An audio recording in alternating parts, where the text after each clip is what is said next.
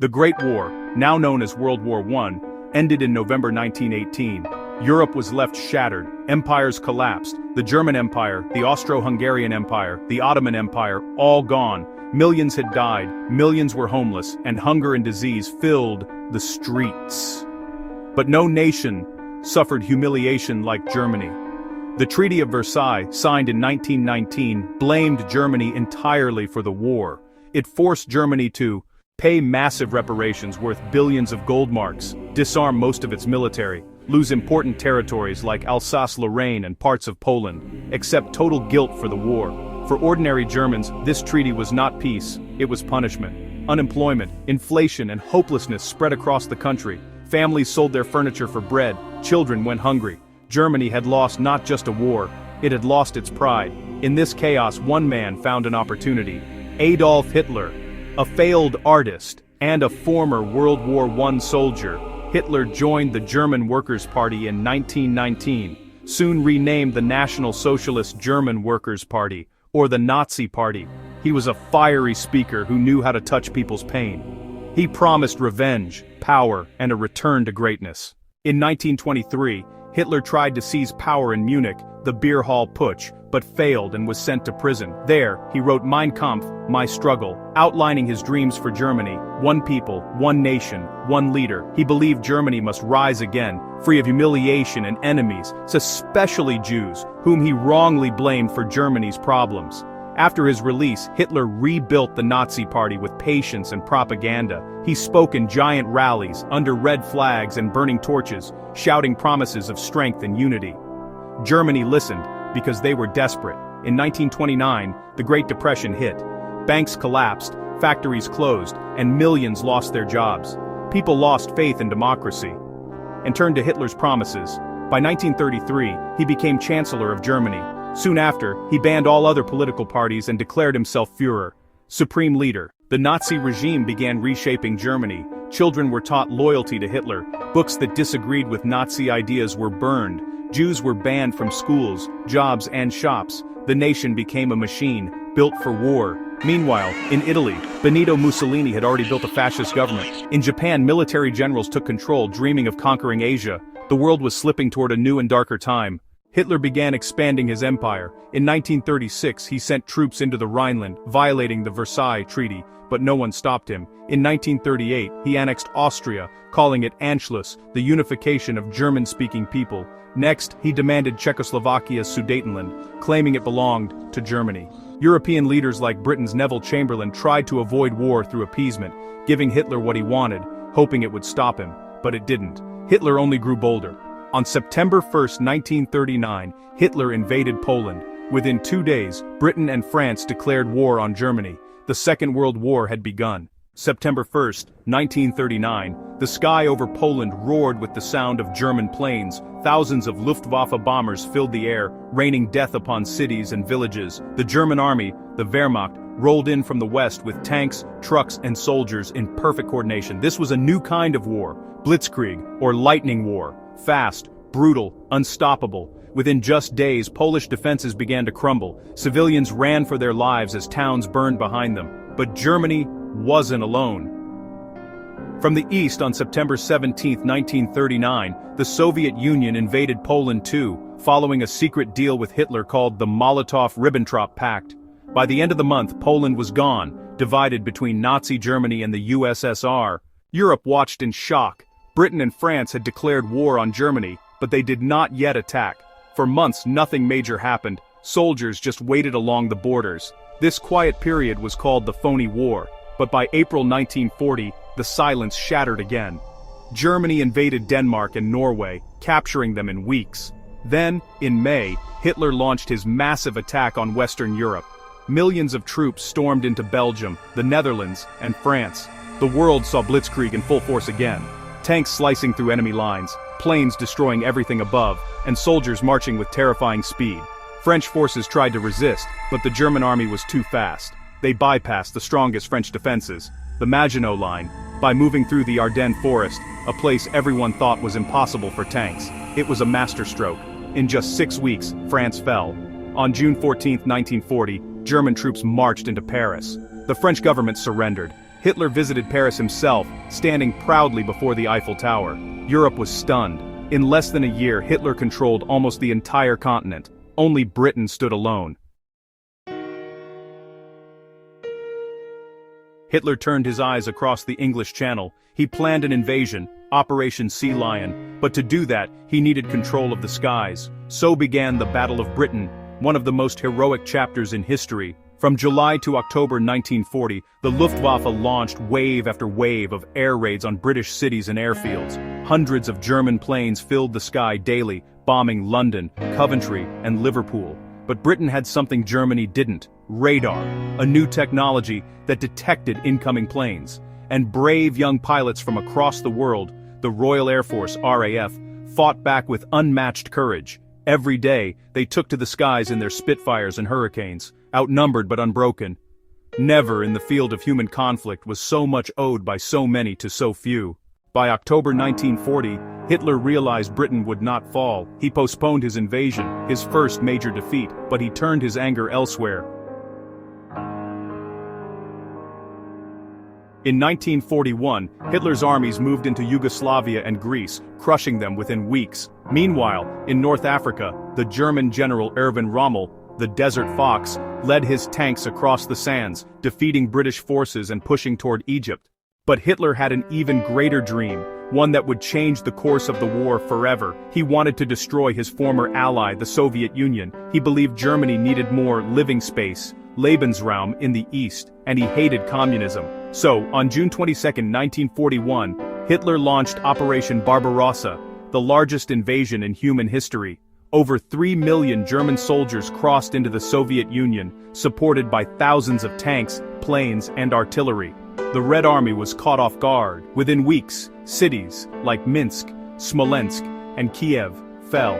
Millions of Soviet soldiers were captured. German forces marched toward Moscow and Leningrad, now St. Petersburg, burning and destroying everything in their path. Civilians were massacred, entire towns vanished. The brutality was beyond imagination. By the end of 1941, it seemed like nothing could stop Hitler.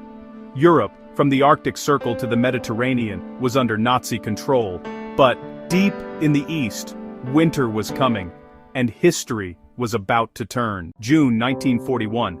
Hitler's armies thundered deep into the Soviet Union. Towns fell one after another. Millions of Soviet soldiers were captured or killed. It seemed that Nazi Germany was unstoppable, but then, nature and human courage began to fight back.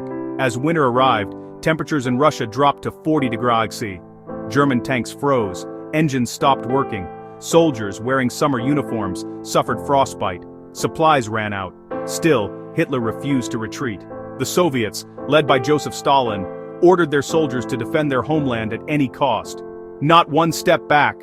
The cry of the Red Army echoed across the frozen front. The Battle of Moscow, 1941-1942. In December 1941, as German troops reached the outskirts of Moscow, the Soviets launched a massive counterattack. Fresh Soviet troops, equipped with winter gear and supported by tanks, pushed the Germans back. It was Hitler's first major land defeat. The myth of the invincible Wehrmacht was broken. But at the very same time, across the world, another storm was rising. The attack on Pearl Harbor, December 7, 1941. In the Pacific Ocean, Japan dreamed of ruling Asia. It had already invaded China and now wanted control of the Pacific, but the United States stood in the way. On a quiet Sunday morning, December 7, 1941, hundreds of Japanese planes flew toward the American naval base at Pearl Harbor, Hawaii. Without warning, they attacked. Explosions ripped through battleships. The USS Arizona sank with over 1,000 men trapped inside. More than 2,400 Americans were killed. The next day, U.S. President Franklin D. Roosevelt addressed the nation. Yesterday, December 7, 1941, a date which will live in infamy. America had entered the war. Now, the conflict truly became a world war. The Allies, Britain, the Soviet Union, and now the United States, united against the Axis powers, Germany, Italy, and Japan. The Eastern Front, Stalingrad, 1942-1943. Hitler wanted one more great victory. He targeted the city of Stalingrad on the Volga River, a city that carried Stalin's name. It became one of the bloodiest battles in history. From August 1942 to February 1943, the streets of Stalingrad turned into hell. Buildings were reduced to rubble, snipers hid in every corner, civilians fought alongside soldiers. The fighting was so close that enemies could hear each other breathe. Then, in the freezing winter, the Soviets launched a surprise counterattack, Operation Uranus. They surrounded the entire German Sixth Army, trapping 300,000 soldiers inside the city. Hitler ordered them not to surrender, but starvation and cold did what bullets could not. On February 2, 1943, the remaining German forces surrendered. Germany had lost its best army, and its hope of conquering the Soviet Union. This was the turning point of the war in Europe. The Pacific fights back, 1942-1943. After Pearl Harbor, Japan expanded rapidly, capturing the Philippines, Singapore, and many Pacific islands. But in June 1942, at the Battle of Midway, American codebreakers discovered Japan's attack plans. The U.S. Navy ambushed the Japanese fleet and sank 4 of its aircraft carriers. Japan's advance was stopped. The United States then began its long strategy of island hopping, capturing one island after another, moving closer to Japan.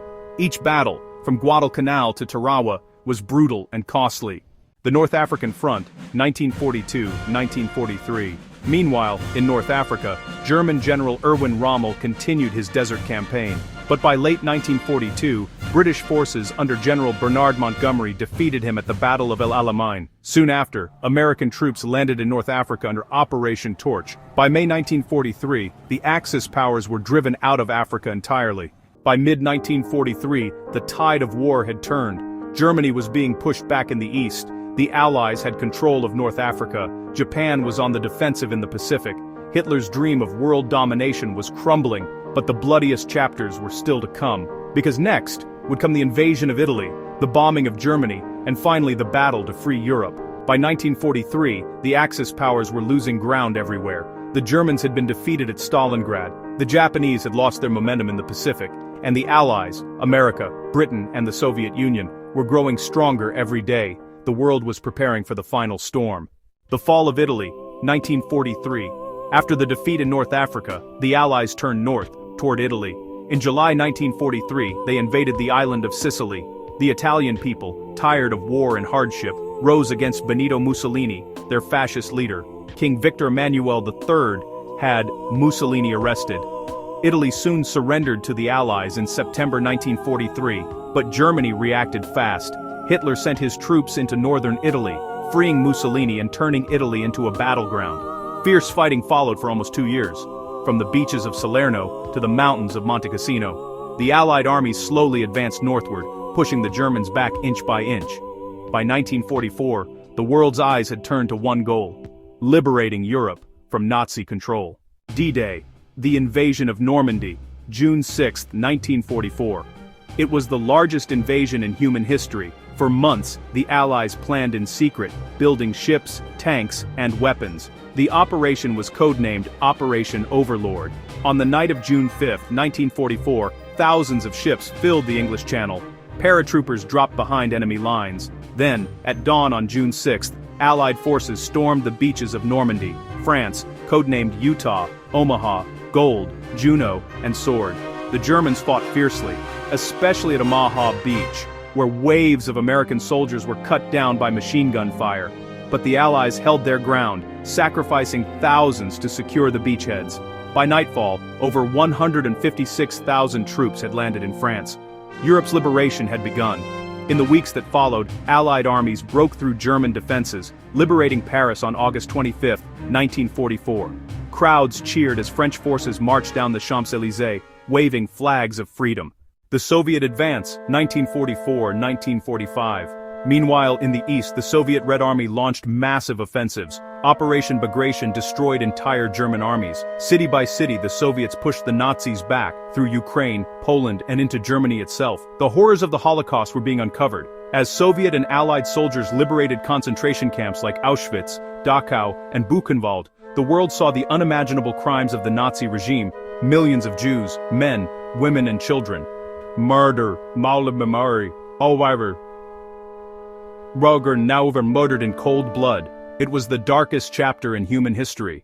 The fall of Berlin, 1945. By April 1945, Hitler's empire was collapsing. The Allies advanced from the west. The Soviets surrounded Berlin from the east. Hitler, now isolated and delusional, hid in his underground bunker. He ordered imaginary armies to fight battles that no longer existed. On April 30, 1945, as Soviet troops entered Berlin, Adolf Hitler took his own life. Germany surrendered unconditionally on May 8, 1945. Victory in Europe Day, VE Day. Crowds filled the streets of London, Paris, and New York, celebrating the end of the war in Europe. But in the Pacific, the battle still raged on. The end in the Pacific, 1945. Even after Germany's fall, Japan refused to surrender. The US captured island after island, Iwo Jima, Okinawa, but the cost was enormous. Japanese soldiers fought to the death, and kamikaze pilots crashed their planes into American ships. US President Harry S. Truman faced a terrible decision.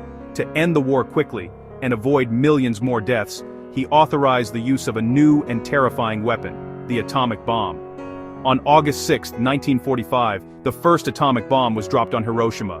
The city vanished in a blinding flash. 3 days later, a second bomb fell on Nagasaki. Over 200,000 people were killed. On August 15, 1945, Japan finally surrendered. World War II was over. Aftermath: the price of victory. The war had lasted 6 long years. Over 70 million people were dead. Soldiers, civilians, children. Cities were reduced to ashes, but from that destruction rose a new world. The United Nations was formed to prevent such wars in the future. The United States and the Soviet Union emerged as the two new superpowers, setting the stage for the Cold War. The world had seen the worst of humanity, but also the greatest acts of courage, sacrifice, and unity. World War II had changed the course of history forever. June 1941. Hitler's armies thundered deep into the Soviet Union. Towns fell one after another. Millions of Soviet soldiers were captured or killed. It seemed that Nazi Germany was unstoppable. August 1945. The guns had fallen silent. The war that consumed the world for 6 long years was finally over. But victory came at an unimaginable cost. Over 70 million people were dead. Entire cities, Warsaw, Berlin, Hiroshima, Dresden, were turned to rubble. Families were torn apart, nations lay in ruins, and for the first time, mankind had witnessed the destructive power of the atomic bomb. The world had survived the war, but it would never be the same again. After the surrender of Germany and Japan, the victorious allies, the United States, the Soviet Union, Britain, and France, met to rebuild the world. In 1945, at the Yalta and Potsdam conferences, the leaders, Roosevelt, Churchill, Stalin, and later Truman, discussed how to reshape Europe. Germany was divided into 4 occupation zones: American, British, French, and Soviet. The capital, Berlin, was also divided, even though it lay deep inside the Soviet zone. The Nuremberg trials soon began, where Nazi leaders were put on trial for crimes against humanity.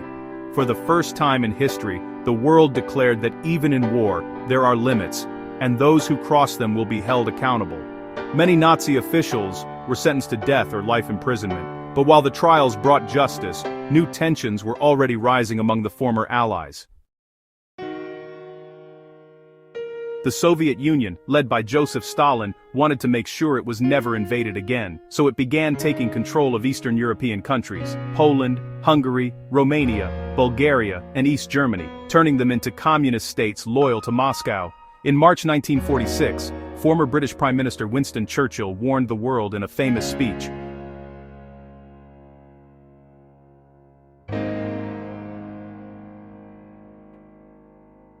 Europe was now divided, East versus West, communism versus capitalism, Soviet Union versus America.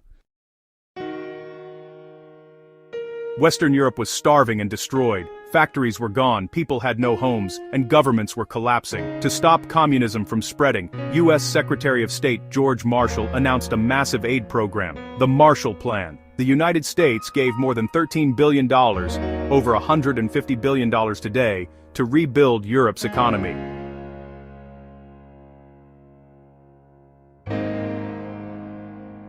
Western Europe slowly recovered, while Eastern Europe, under Soviet control, remained behind the Iron Curtain. In October 1945, a new organization was born, the United Nations, created to maintain peace and prevent future wars. Its headquarters were in New York. Almost every country in the world joined it, vowing to solve conflicts through dialogue, not destruction. The UN Charter promised human rights, justice, and equality for all.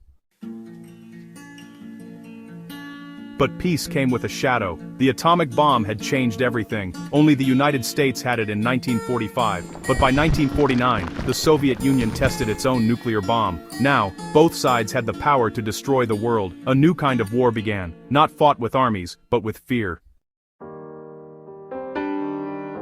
By 1948, the two superpowers were openly opposing each other everywhere. The US led the Western Bloc, forming alliances like NATO, 1949, to protect Europe. The USSR led the Eastern Bloc, spreading communism and controlling Eastern Europe. In Berlin, tension reached a boiling point. The Soviets blockaded all roads and railways to West Berlin, trying to force the Allies out. In response, the Americans and British launched the Berlin Airlift, flying food and supplies into the city for almost a year.